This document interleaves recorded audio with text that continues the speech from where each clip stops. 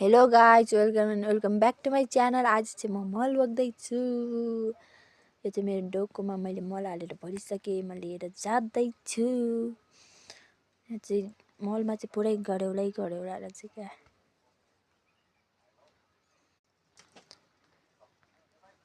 अनि बोकेर जाँदाखेरि बाटो चाहिँ कति धेरै चिप्लो न चिप्लो छ हिजो पानी परेकोले।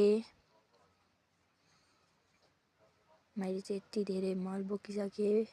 बिहानदेखिको बोकेको यति भयो।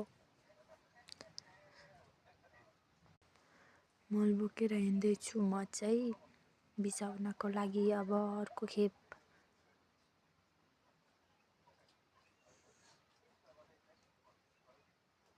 यो सबै गरममा मल बोकिसक्नुपर्ने। आज यति बोके भर्खर। आज चाहिँ खाजामा रहेको छ कोदोको गुलियो रोटी र टमाटरको अचार।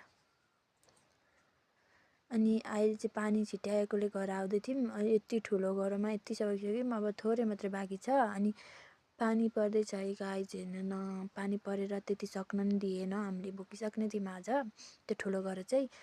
अनि यति भन्दै आजको ब्लग सकियो। Bye bye, see you in the next blog.